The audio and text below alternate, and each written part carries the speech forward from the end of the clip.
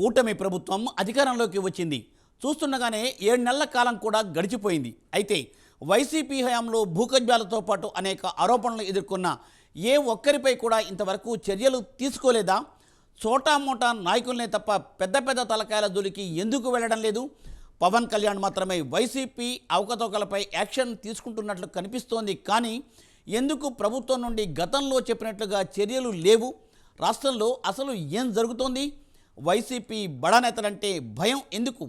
అధికారంలోకి వస్తే అంతు చూస్తామని చెప్పి రెడ్ బుక్ చాప్టర్లు ఓపెన్ చేస్తామని వార్నింగులు ఇచ్చి ఇప్పుడెందుకు మెతక వైఖరిని అవలంబిస్తున్నారు?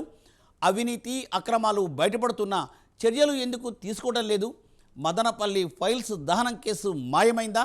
లిక్కర్ కుంభకోణం సద్దుమణిగిపోయిందా? గనుల దోపిడీపై ఒప్పందం జరిగిందా? భూ ఆక్రమణలపై మీనమేషాలు ఎందుకు లెక్కిస్తున్నారు? ఆధారాలు లేకుండా చంద్రబాబును అరెస్ట్ చేశారంటూ అప్పట్లో పెద్ద ఎత్తున గర్జించిన టీడీపీ అధికారంలోకి వచ్చాక వైసీపీ ఆధారాలను వదిలేసిందా?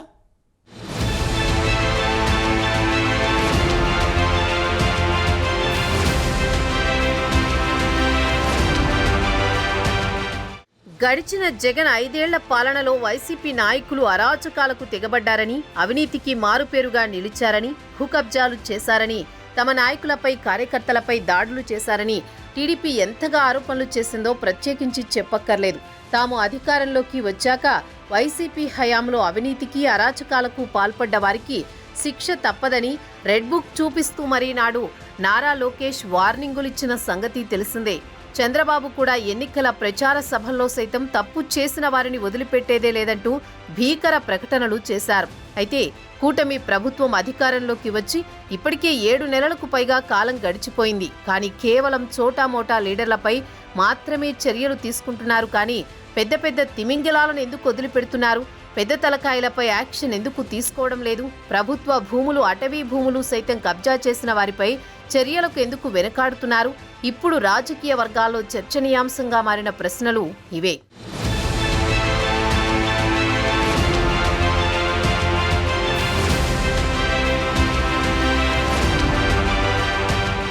కూటమి ప్రభుత్వంలో టీడీపీ కార్యకర్తలు కూడా సంతోషంగా లేరు అన్నది ఆ పార్టీ శ్రేణుల్లో వినిపించే మాట.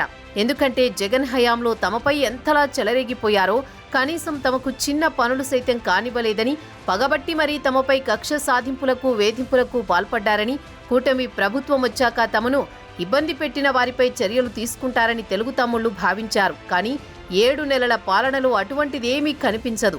ఇంకోవైపు వైసీపీ హయాంలో అవకతవకలకు పాల్పడిన వారిపై పవన్ కళ్యాణ్ రంగంలోకి దిగి చర్యలు తీసుకుంటున్న దాఖలాలు మాత్రమే కనిపిస్తాయి. ఇప్పటికే వైసీపీ హయాంలో ఎవరెవరు ఎంతెంత అవినీతి చేశారు, ఎవరెవరు అరాచకాలకు పాల్పడ్డారు అన్నది లిస్టు వచ్చినా చర్యలు ఎప్పుడు తీసుకుంటారు, రెడ్ బుక్ స్ట్రాంగ్గా పనిచేసేది ఎప్పుడు అన్నది తేలాల్సి ఉంది.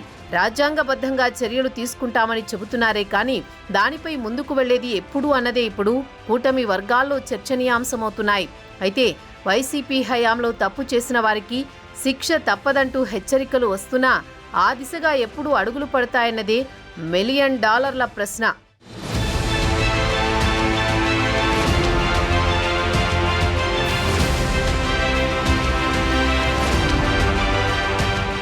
జగన్ హయాంలో లిక్కర్ కుంభకోణం, ఇసుక కుంభకోణం, అదేవిధంగా భూ కుంభకోణం కీలకంగా వినిపించిన పదాలు. కానీ ఆ కుంభకోణాలకు పాల్పడి పెద్ద తలకాయల జోలికి మాత్రం వెళ్లడం లేదు. ఇంకోవైపు అధికారం కోల్పోయినా కూడా వైసీపీ నేతల తీరులో ఏమాత్రం మార్పు కనబడ్డం లేదు. ఇంకా తామే అధికారంలో ఉన్నామన్నట్టుగా చెలరేగిపోతున్నారు. కొన్ని చోట్ల ఇప్పటికీ తెలుగుదేశం, జనసేన కార్యకర్తలపై, నాయకులపై వైసీపీ దాడులకు పాల్పడుతున్న ఘటనలు కనిపిస్తున్నాయి. ఇటువంటివి చూసినప్పుడు అసలు అధికారంలో ఉన్నది కూటమి ప్రభుత్వమా, వైసీపీ ప్రభుత్వమా అన్న సందేహం కలుగక మానదు.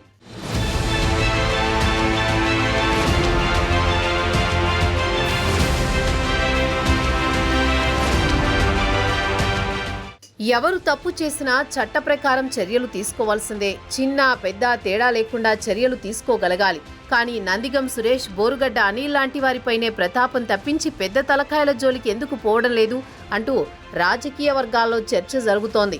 నిజానికి కూటమి అధికారంలోకి రాగానే కొడాలి నాని, వల్లభనేని వంశీ లాంటి వారిపై చట్టపరంగా చర్యలు తీసుకుంటారని అందరూ భావించారు.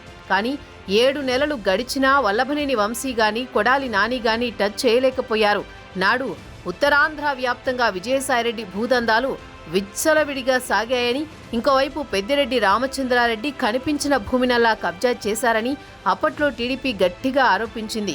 కానీ 7 నెలలు గడుస్తున్నా వారిపై చర్యలు ఇంతవరకు లేవు. తాజాగా పవన్ కళ్యాణ్ పెద్దిరెడ్డి భూ కబ్జాలకు సంబంధించిన వచ్చిన ఆరోపణలపై విచారణ కమిటీ వేశారు. జగన్మోహన్ రెడ్డి సరస్వతి పవర్ భూములకు సంబంధించి కూడా పవన్ కళ్యాణ్ మాత్రమే చర్యలు తీసుకున్నారు. ఇలా ఈ 7 నెలల కాలంలో ఒక్కసారి తిరిగి చూస్తే పవన్ కళ్యాణ్ మాత్రమే వైసీపీ నేతలపై అవకతవకలపై చర్యలు తీసుకుంటున్నారు. మరి రెడ్ బుక్ గట్టిగా అమలయ్యేది ఎప్పుడు? నాడు టీడీపీ కార్యకర్తలను, నాయకులను ఇబ్బంది పెట్టిన వారిని, భూ కబ్జాలకు పాల్పడిన వారిని, ఇసుక మాఫియా, లిక్కర్ మాఫియాలపై చర్యలు ఎప్పుడు అన్నది కాలమే తేల్చాలి.